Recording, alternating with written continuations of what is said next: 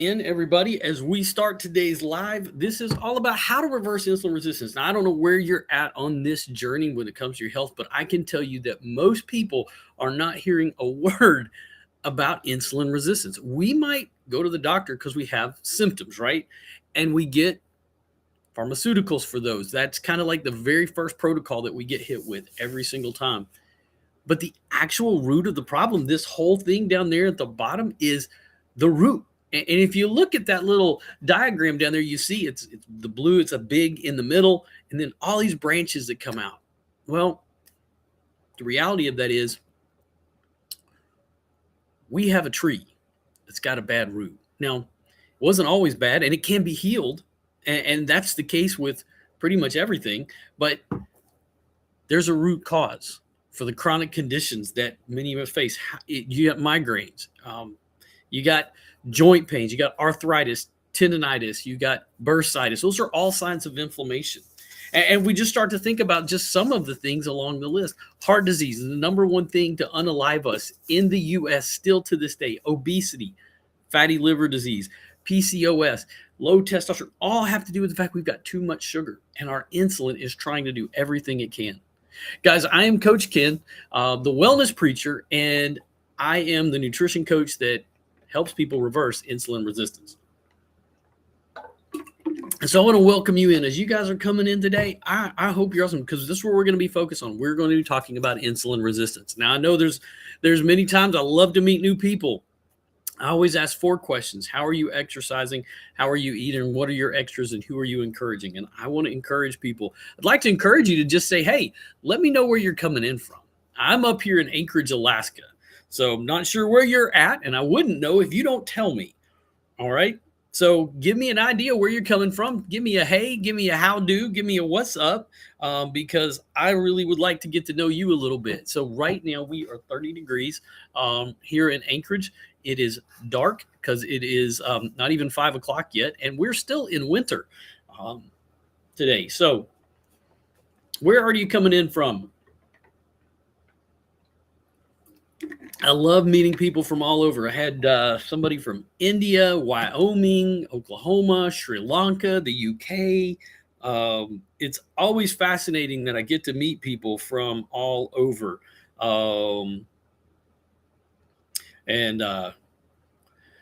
Want to say, hey, so as you're tuning in, tell me where you're coming in from. Like I said, I'm Coach Ken, and I am the nutrition coach that helps people to reverse insulin resistance. And today we get to hear, we're in the middle of doing a sugar detox. And, you know, as we talk about insulin resistance, we're going to be talking today and listening to Megan Hempel, who is a coach that focuses on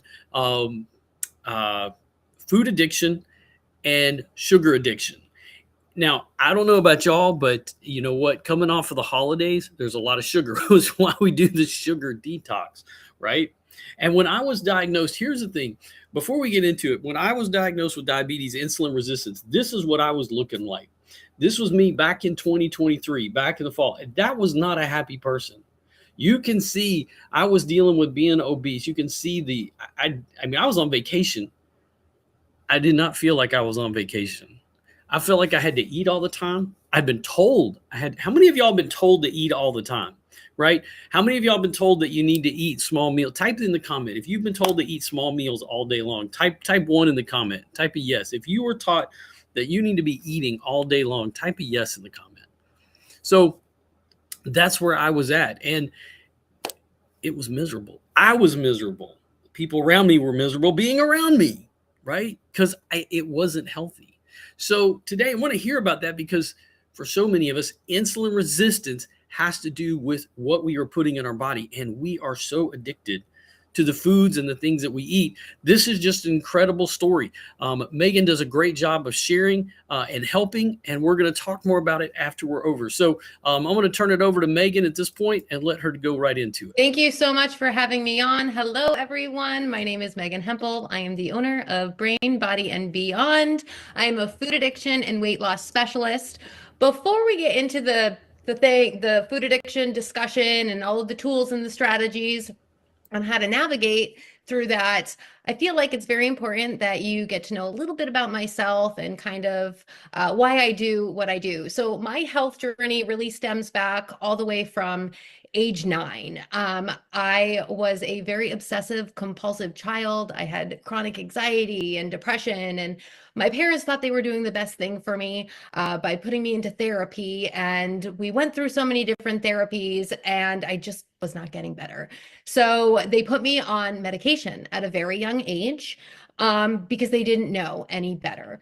And so through my childhood, I grew up kind of like a zombie. The medications made me feel very kind of numb. I grew up in a fog. I didn't have any confidence. I never felt smart enough. I never felt good enough. School was always very difficult for me. And so I grew up just very, insecure. And honestly, food was kind of a coping mechanism for me. And I had this undying appetite, and no amount of food was never enough.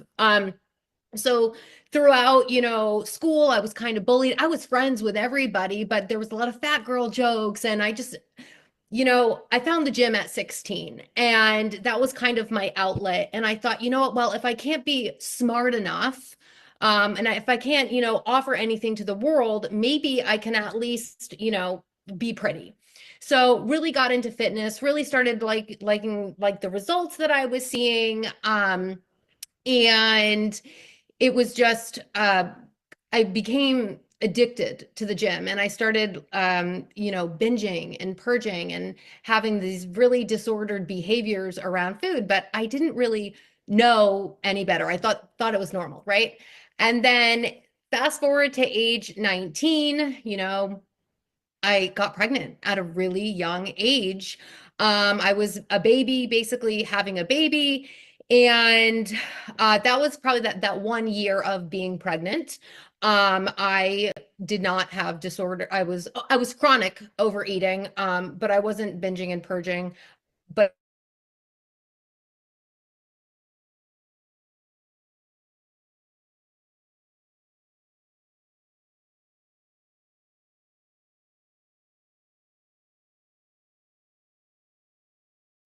care, like having to take care of a baby and trying to survive, and my food addiction was out of control, my anxiety and depression was out of control, but I had to survive, and in order to survive I was nannying. And then fast forward to age 24, I was kind of having a quarter life crisis. I was on these cocktail of medications. My food addiction is out of control. And I was just thinking to myself, well, what if these medications are actually, the problem? What if they're actually making, all of my issues worse? And so I thought, maybe I should get off of these medications. And so I found this book. It was called Anatomy of an Epidemic. And this book basically was all about what psych meds can do to you long term and what they can do to you as a child, and just the development of the brain. And my whole life started to make sense, and I was heartbroken and sad.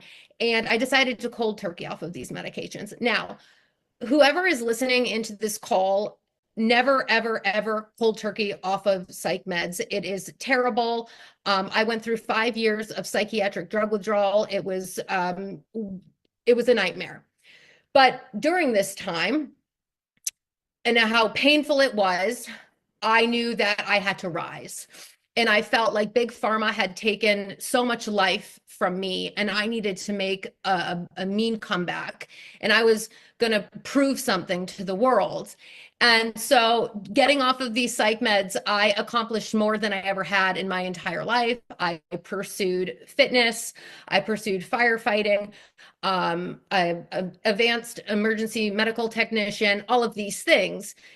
During this time, I still had to be a mother. I was going to school, and food, once again, was my coping mechanism.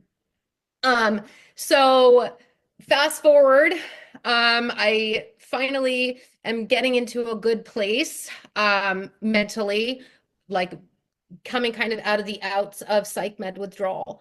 and I'm about to start this new career in the fire service. I'm excited. I'm feeling good. Life is about to, start. And I did get help for my food addiction recovery finally, because I knew that if I didn't get help. So when I say food addiction, I had been in the health space too for some time, and I was preaching, live this balanced lifestyle, everything in moderation. But doors, I was binging and purging, and I was a total fraud.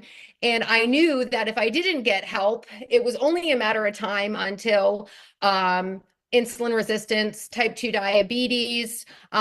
Luckily for me, I was kind of a fitness addict, so I was always trying to run off my bad diet, but I knew it was only a matter of time until it caught up to me. So got coaching.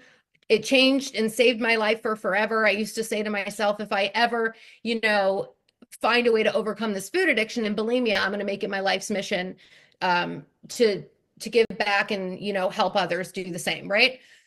But I also had to pay the bills. So I got into the fire service. My food addiction is under control at this point. And 2 months into my career, I fell backwards out of the ambulance on an EMS call, landed on my head, went out, and thought I was okay, and I wasn't. And I had a traumatic brain injury. This traumatic brain injury took my entire career in the fire service. I'm 6 years out from that injury. I still have symptoms of post-concussion, but I'm alive and surviving. And that accident was honestly the biggest blessing. It was probably the best thing that ever happened to me. And I think there's always a trade-off in life. But that accident pushed me into my true purpose, which is what I do now. And that is coaching people literally around the world with food addiction. I launched my business out of my childhood bedroom recovery at my parents' house. So now I coach people around the world doing what I love. Now, with that being said, I just want you to know that if you struggle with food and sugar addiction, or you're living in these sick cycles, much hope. Now, you may be like, well, do I even struggle with food addiction? How do I know if I struggle with food addiction? We're going to go over a few things. So I'm going to ask you a list of questions, okay? There's 15 questions, and I'm going to actually have Trent drop a link in comments at the end of this conversation. So if you want to review them, you're more than welcome to. But I'm going to ask you these questions. If you answer yes to maybe 5 or 6 of these questions, you might want to consider getting some more support if you've been living in these sick cycles for a long time and haven't been able to escape them on your own. So I'm going to ask you these questions, all right? So number 1, do you often eat more than you intended or find it difficult to stop eating once you start? 2, have you tried to cut back on certain foods or eating habits, but find it impossible to do so? Do you frequently think about food, plan your meals around specific foods, or feel preoccupied with eating?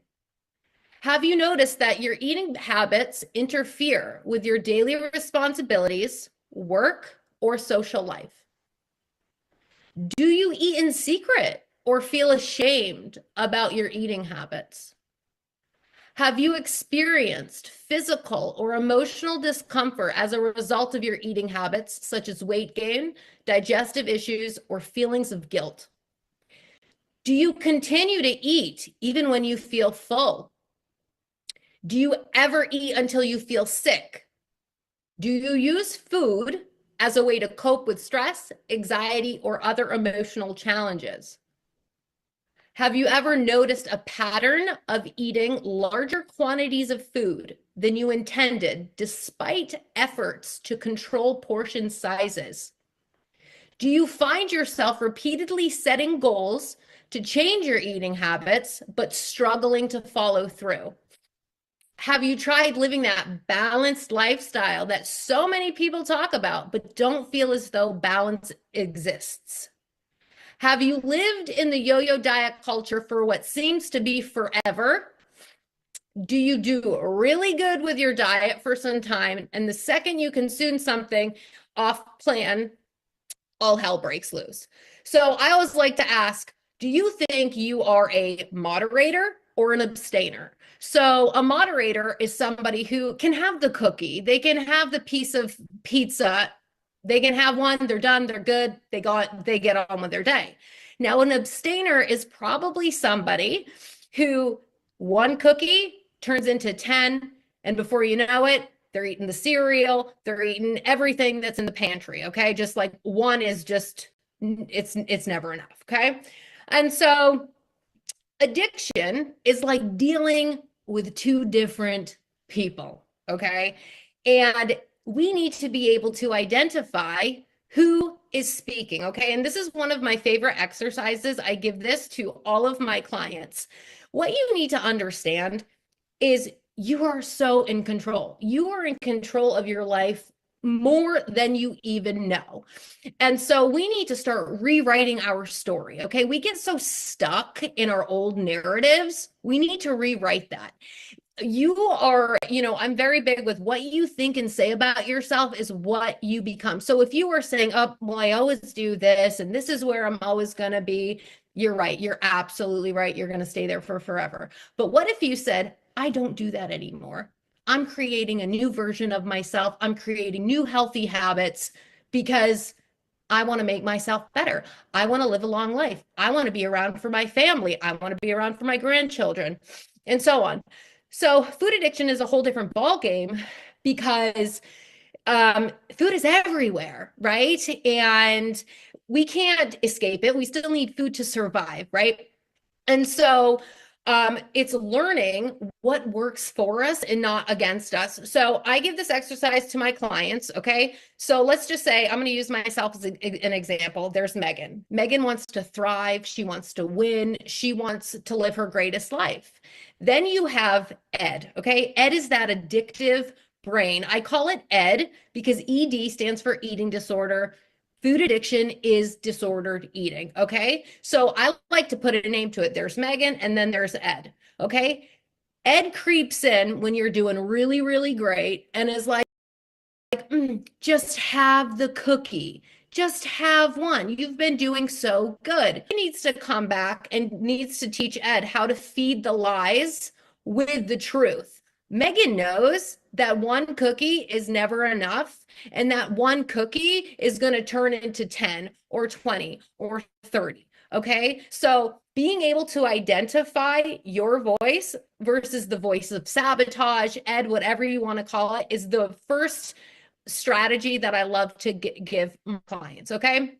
So identifying who's speaking. Now, what you need to realize with food addiction comes the 5 stages of grieving, which I'm sure you've heard before. Okay. The 5 stages of grieving are denial, anger, bargaining, depression, and acceptance. And the first stage to getting better is acceptance. Food addiction is no different than any other addiction. Now, I know this sounds a little hardcore, but an alcoholic doesn't just say, I'm going to have one beer. A heroin addict doesn't say, oh, I'm just going to shoot up tonight and just, that's it and I'm done. Just a little bit. No, the same thing happens, is with a food addict, right? Like for me personally, I have been sugar-free for 6 years. I have not touched sugar for 6 years, and I don't touch sugar because I know I don't have control over it. I don't. I'll have one and all hell breaks loose. And I know that about myself. So I am an abstainer. I abstain from certain foods. Now, some people may be like, oh my gosh, that is total restriction.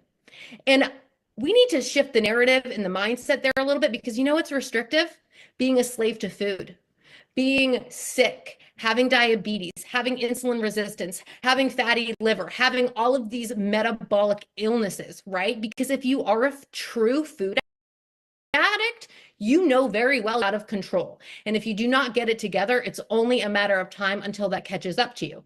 So a couple of exercises that I want to give to you that you can start implementing tonight is 1, determine who is speaking. Is it you that's talking or is it your addictive brain talking? And then 2, I want you to write a list of your non-negotiables and your drug foods. Your drug foods need to become non-negotiables. So when that voice creeps in, it's like, oh, you've had a rough week. You need to be able to say, no, I don't eat those things anymore because they don't serve me. Okay.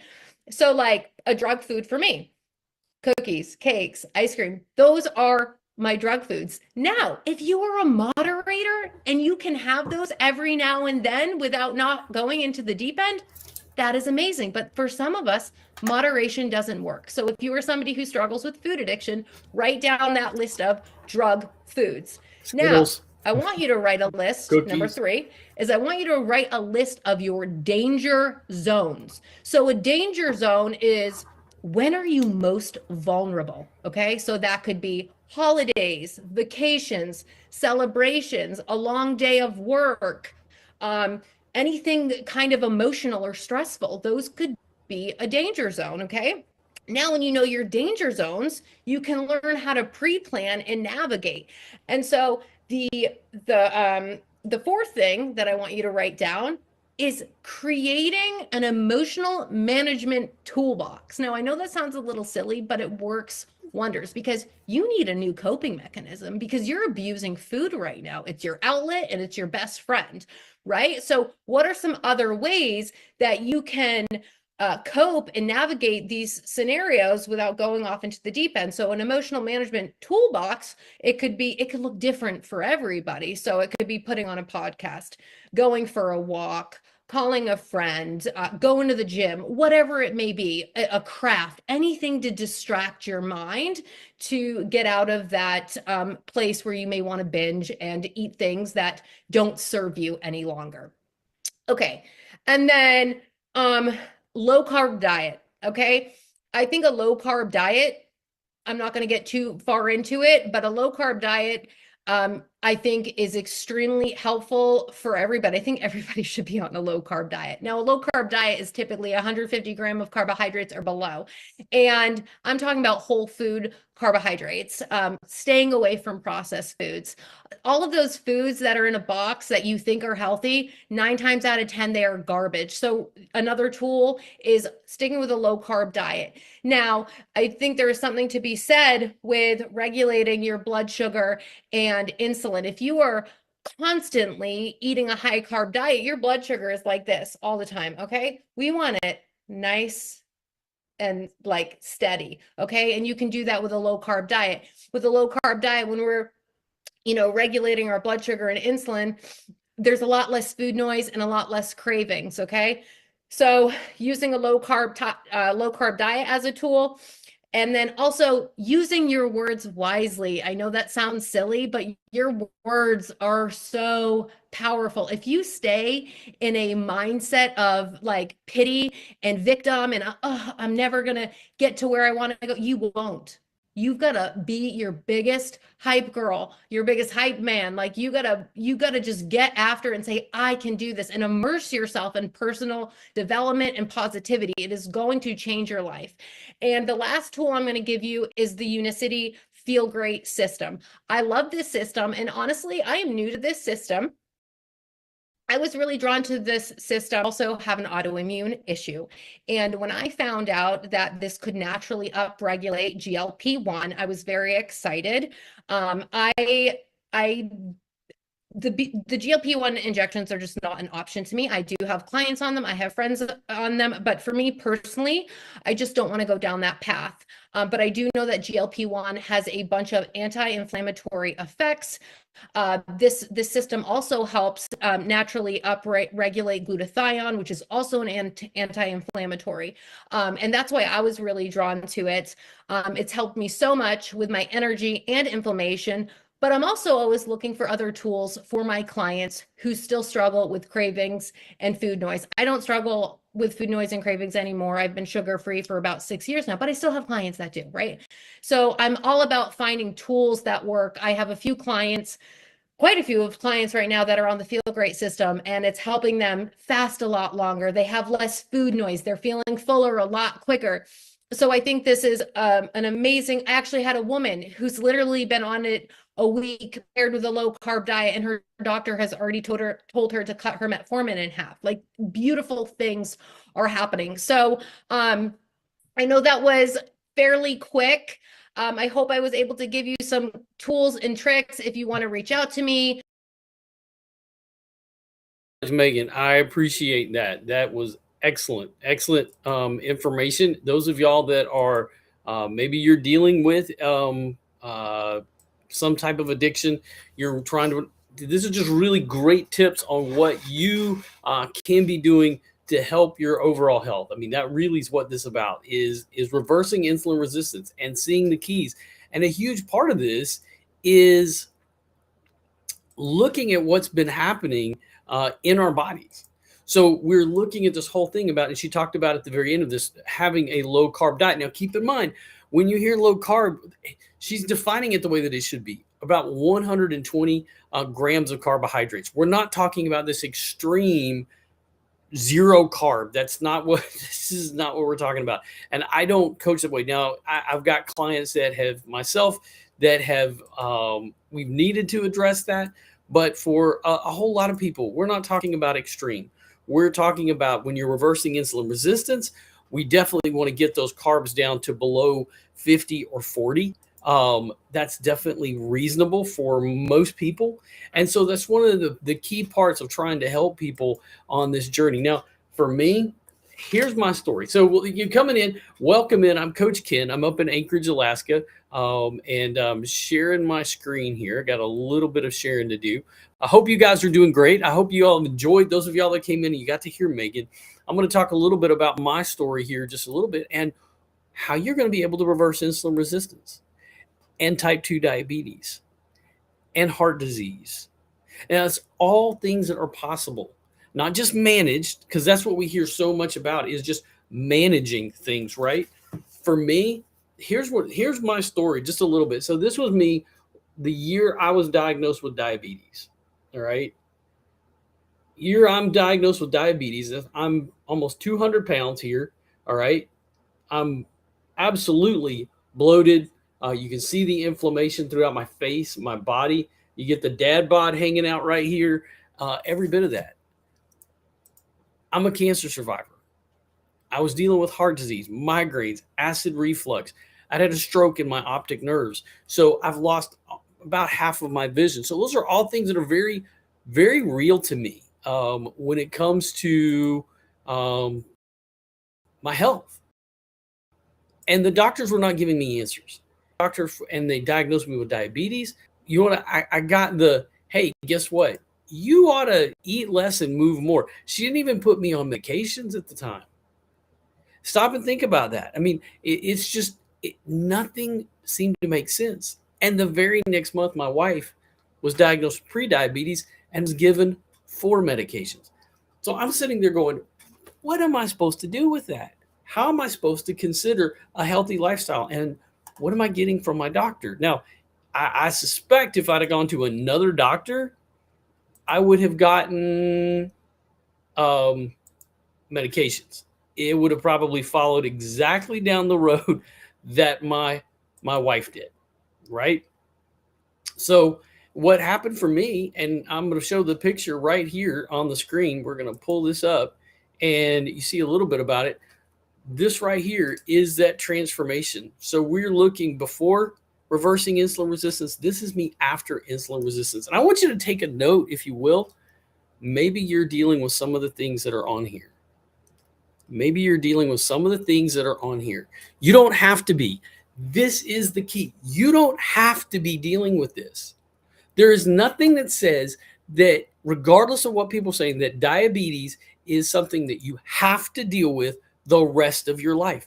You don't have to deal with heart disease and hyperinsulinemia the rest of your life. You don't have to have hypertension the rest of your life. You don't have to have acid reflux the rest of your life.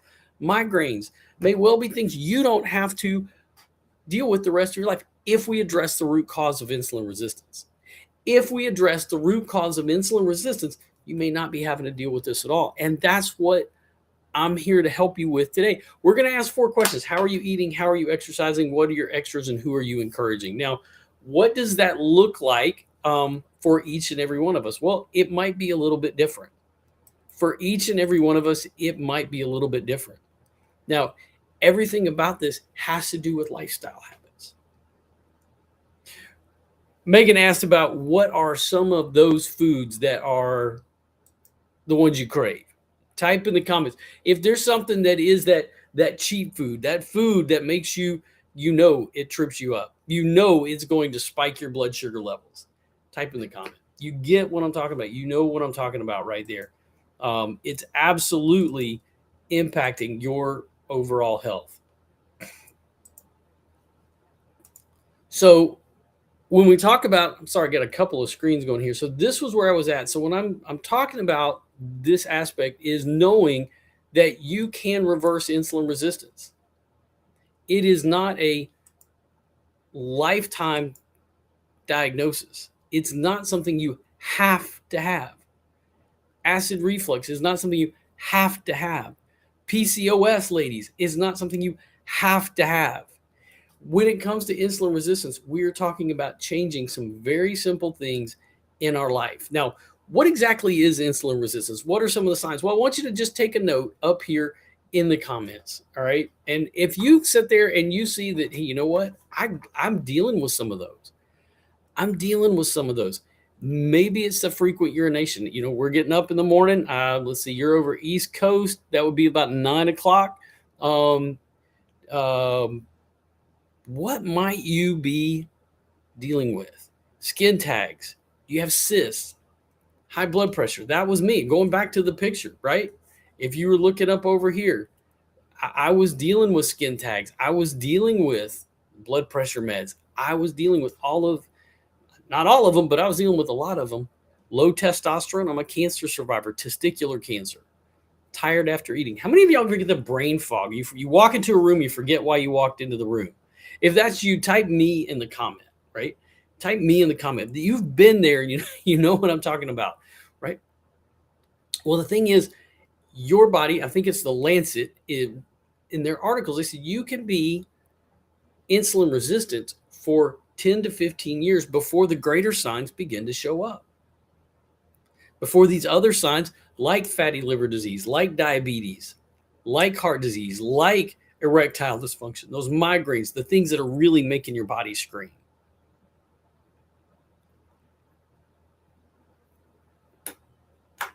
Ponder it for a second. Where do you feel like you fit on here? Which ones do you have? If you have 2 or more of these on here, type a 1 in the comment. And let me know where you're coming in from, right? Let me know where you're coming in from. So insulin resistance looks like in our cells. What's happening is in a normal body, insulin is an anabolic hormone. It is going to unlock the cell. And when it does, it's going to take the glucose, it's going to take the sugars that you have and drop those into the cell. So a good way to think about this, I think my cats have been playing in my, yeah, there we go. So a good way to think about this is that our cells are always needing glucose. So there's our glucose. Well, insulin is the anabolic hormone that picks up the sugar. It will come to the cells and enter in. All right. There is a insulin receptor on every cell. And you can sit there and see in the diagram, the key goes in there. When we are insulin sensitive in the second picture, or insulin resistant, the cell won't take it because it's already full of the sugar and the glucose. So now we can't uptake any of that sugar. So the insulin and the sugar is going to be dumped into the bloodstream, and we're going to be dealing with it. It's going to make us hungry. How many of y'all feel like you get the food cravings all day long? You're struggling with that all the time. And that's where I was. When you go back here and I share with you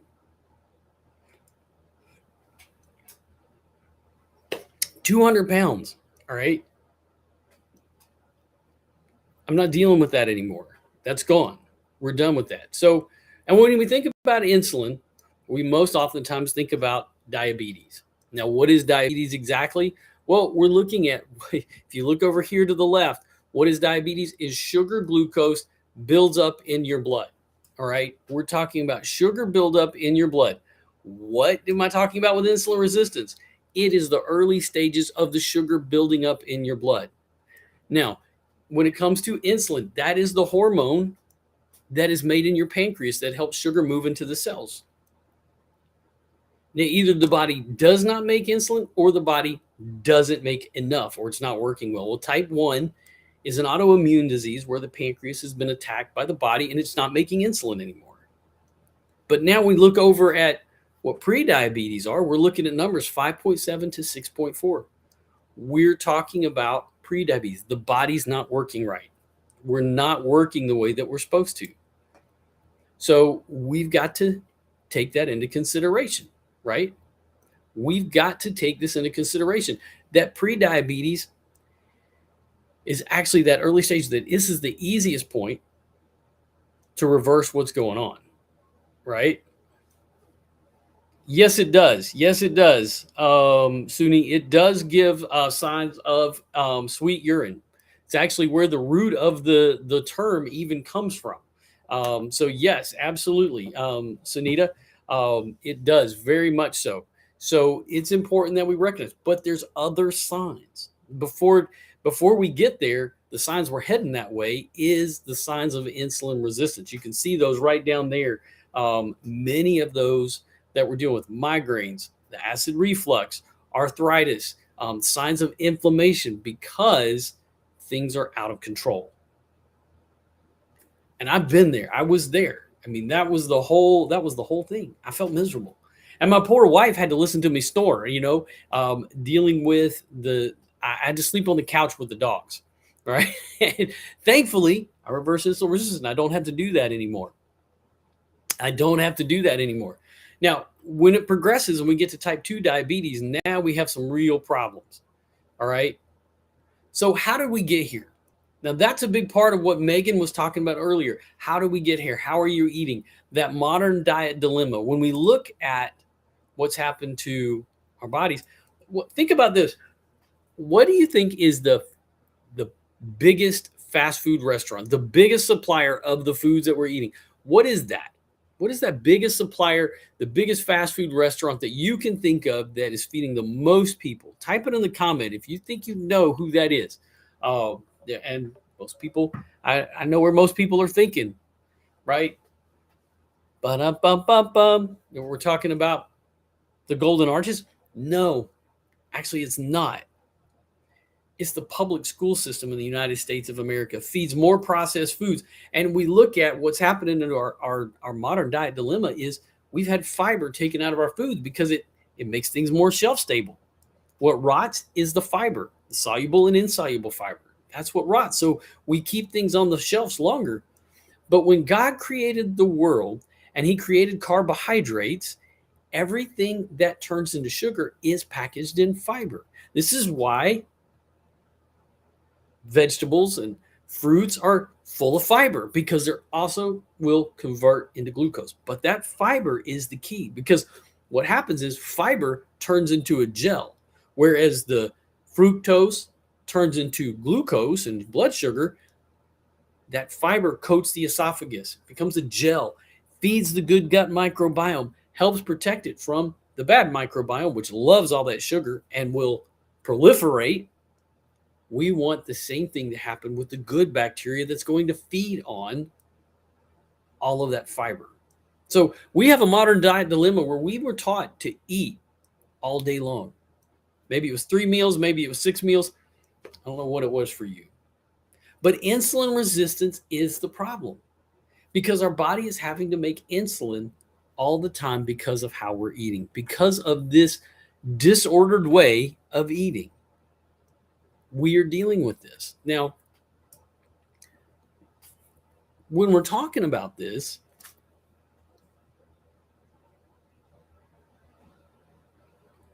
we've got insulin that's up there trying to bring it down. That's that orange line. When you see that food, when we're trying to eat all day, maybe it was 3, maybe it's 6, the average, the statistics show the average US American, we eat between 6 to 11 times a day. And when I coach my clients, I'm always asking, take just a pad, just take a notepad, right?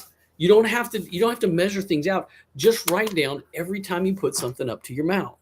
Just type in every time you put something in the pie hole. That's the easiest thing, because every time when insulin is high, the fat will defy. When insulin comes low, the fat will go. When insulin is high, it is a fat storing hormone. Dr. Ben Bickman, who is the leading scientist on insulin resistance, this great book that I recommend that you get, studies fat cells. That's what he does. He studies fat cells. And when you remove insulin, the cells shrink. All right. So we want to address this right there. And the less we eat, the less often we eat, the bigger the impact. And what we eat makes all the difference. We went from a food pyramid to a food funnel. I like it. I like the fact that there's an emphasis on proteins and those vegetables and fruits that are full of fiber. All right. What's not full of fiber is those wheats and the grains. Those are not full of the fiber that our bodies really need. They're not becoming the gel that we need them to do. We need these other things in order to get started. And when we learn to eat correctly, we can change everything. Think about this. Where do we get free food? When we go to the steakhouse, what do they bring us for free? When you go to the Mexican restaurant, what do they bring us for free? I mean, what stores do you get things for free that aren't trying to get you to do more, right? They get you in the door because they give you something for free. They give you a sale, right? So you get in the door. Well, think about this. When it comes to those restaurants, they bring you bread, right, for free. They bring you chips for free. Well, that disrupts our insulin pathways. And so we crave more food. And so we're wanting to eat all the time. So if we eat in a certain order, that's going to help to control blood glucose levels. And that order that UCLA is talking about is right over here at the Ohio State, is we eat veggies and protein first and carbs last through meal sequencing. And the CDC indicates right up here that fiber is the carb that helps us manage diabetes. Well, that's pretty significant, right? We need to be paying attention to that. So the meal order reduces your blood sugar. If you want to reverse insulin resistance, if you're going to reverse insulin resistance, you have to control the blood sugar levels. And the easiest way to make that change without trying to count calories all day and do crazy ass diets is to go to fiber, proteins and fats, and carbs last till the end of the meal. Fiber, fats, and proteins, carbs last. We're not demonizing carbs. This is how you're going to do it. Again, I'm going to go back up again. Those of y'all that you missed it, all right? If you missed this, oh man, why did it do that?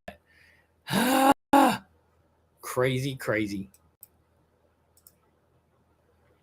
Stop sharing. I hate it when it does this. Good morning, you guys. Thank y'all for coming in. Hope y'all are doing it. I am Coach Ken. I'm up in Anchorage, Alaska. I am a nutrition coach that helps people to reverse insulin resistance. That's what we do here. That's what I do working with my clients, working with people. This is the number one problem in our world today is insulin resistance. And the easiest thing that you can do to change that is 2 simple steps: fiber, proteins and fats, and carbs last. Doing that right there change everything. And if we go to intermittent fasting, we see in the studies right up here in the top right hand corner, that orange line, that's what happens when you do intermittent fasting versus calorie restrictions. You become more insulin sensitive doing intermittent fasting better than you do when it comes to calorie restriction. That's all there is to it. That's what the science is showing us. Now, different ways of doing intermittent fasting. There's quite a few, actually. There's not just one simple way that you can do it. And you can move from metabolic inflexibility to flexibility doing intermittent fasting. All right. Big impact on our lives. 16 and 8 is the easiest way to do this. So in the morning, when I get up, I'm fasting. Right now, I've not had anything to eat. I'm not going to probably eat for probably till about 11 or 12. Actually, I'm probably only doing one meal today. My son's coming over, so we're going to probably just do one meal today. And when we do that, I'm going to make sure to do fiber, fats, and proteins. I will be doing that. See, I'll be doing basically that warrior diet over here. All right. And during this time, my blood sugar comes back down. And the closer I get to 24 hours, my body's going to recreate stem cells or begin to create stem cells. Not recreate, but create. My human growth hormone is going to go up. My body's going to switch to burning sugar to burning fat for fuel and creating ketones. All of that's going to take place. So it is an incredibly, and it's easy. Now, if you've ever done intermittent fasting before, it might be a little bit of a challenge, and we'll talk about some tools. So how are you exercising? How are you exercising? How are you eating? How are you exercising? Anything works. So movement helps to control blood sugar. All right. If you go to our page, I've got some exercises in there. We want to do 10 to 20 minutes after eating. House chores, yard work, walk inside. There's so many different places to go. When you move, exercise is one of the biggest things that will help you because your muscles are going to use sugar for energy. Sarcopenia, that is the wasting away of our muscles. All right. Insulin resistance will do that. So we want to make sure that we get the exercise we need to maintain those blood sugar levels. Now, what are your extras? Now, for many of us, we think about extras, we think about supplements. Of course, vitamins, those are great. Minerals, we get those in the foods that we eat. Extras can also be medications. Extras are things we take that doctors give us to manage, or we go to Walmart and we pick up those things. We understand that what's happening up here is impacting our health. All right, they have a pharma loop. Everything affects everything else. Now, is there a solution? We got a solution. This is the extra. What is the extra? It's something called the Feel Great system. Now, this is one thing I work with my clients on. I drink it right now. Is a very simple tea and fiber.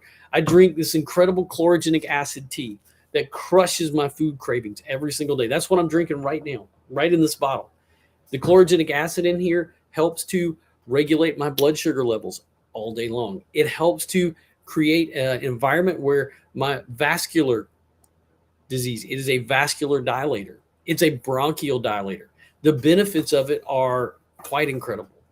And so we do this throughout the course of the day. Now, again, this makes fasting easy for sure, but it also helps with that blood pressure. Now, it's not the only thing. It's going, like I said, it's going to help with the blood sugar levels. It's in the PDR.net. It's HSFA and FSA qualified. It's something that your doctor can prescribe. It is simple food. It is a simple food protocol, and it is the easiest drink to do on the planet. So when fasting, when we're going through that, we're lowering our blood sugar levels. All right. Our metabolism is actually increasing. We're drinking the tea throughout the course of the day. So right now I'm going to be sipping on my tea all morning long. And actually I'll be sipping on this tea all day long until probably about 4 o'clock when I'm going to go back and do that warrior diet. I kind of hate the term. If we go back up here to intermittent fasting, too far, right? That warrior diet right here. I'm gonna be fasting for about 22 and 2. Actually, probably today is more going to be closer to 24. So I'm going to get the benefits of that with my health, with my energy, bringing down my blood sugar levels.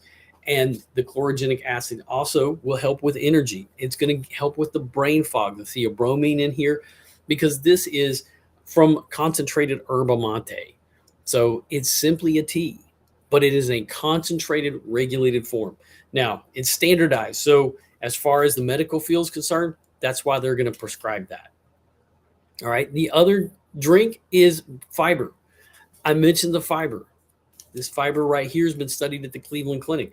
We're talking about when God created the world, did God create pharmaceuticals? Did he create plants? I want you to think about that for a second. Did we create pharmaceuticals, or we can create plants? Now, pharmaceuticals will synthesize plants. They will isolate certain things, but these are actual plant fibers and fibers that we've been eating for centuries. And this is a blend of 7 different soluble and insoluble fibers that are right here for us to consume. All right. Now, ultimately, there's the mate. I'm going to ask this question. Who are you encouraging today? You can have everything in life you want if you will just help enough people get what they want. Who are you encouraging? My encouragement, Aaliyah Cooper, how are you today? Howdy, howdy, howdy. Good to see you. Now, where are you coming in from? Where are you coming in from? So, who are you encouraging? I'm actually getting ready to wrap things up here, and I want to leave you with that. Who are you encouraging today?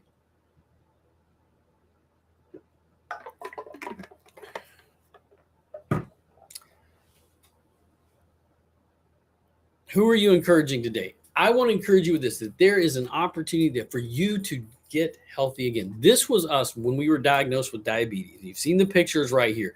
This is where I was at when I was diagnosed with diabetes. When we started to reverse that, we reversed our diabetes. My wife pre-diabetic, I was diabetic. We reversed it. I mean, get the understanding here. And I don't care if you want to get into a debate about remission versus reversing. The numbers show, my lifestyle showed, I do not want to go back to the way I was eating before. I don't want to feel like crap again. I don't want to go down into that lifestyle. I don't want to go down into that pit. I want to be healthy. I want to be whole. I want to be able to live my best life, not a crappy life. I certainly like myself at 54 better than I did back here when I was 52. Now I feel like that I am like my college. I'm at my college weight. I wear my college size clothes now again. I am got my blood pressure reversed. Do I remember you? I believe I do. We didn't really get a chance to talk very much. You're down in Omaha. That's awesome. What time is that? Central time? Or is that mountain time? I think it's mountain time, isn't it? So the question is, as we look at reversing diabetes, this is something you do not have to deal with. And the Feel Great system, is the easiest way, the simplest way, the most impactful way to adopt that meal sequencing and intermittent fasting into the lifestyle. If you feel like you can't do it, if you feel like it's overwhelming, I'm here to tell you, it has been the easiest thing that I've found to do. I tried doing intermittent fasting before. It wasn't sustainable. I tried doing crazy diets like Weight Watchers, Jenny Craig. It's not sustainable. You can't do that. Calorie restrictions, you're going to sit there all day long treating your body like you're a calculator? Do you really think that that has anything to do with nutrients? Long term, as a lifestyle, do you honestly, no, I'm not talking about these people that go, I did for 3 months, I ate a whole diet of Oreos and Twinkies, and I did calorie restrictions, and I reversed, and I got my health back, and bull crap. You want to do that extensively? Try doing that for 365 days. It's not going to work. It's not going to help. Consistently, you're going to feel like crap. And you want to talk about going into the road of insulin resistance and diabetes and what it's going to do to your body? Yeah. Think about the what was it? The documentary Super Size Me. Really? So that's where we're going, because that's what we've done as a society to ourselves. That's what we were doing to ourselves right here. It's not what we're doing now. So if you're ready to get started on the road, that's what the Feel Great system is all about. You guys, we can do this. You can do this. It is the easiest thing to do. So if you want to reach out to me, there's the link down there. Thanks so much for being here. Go get the day. Make it golden.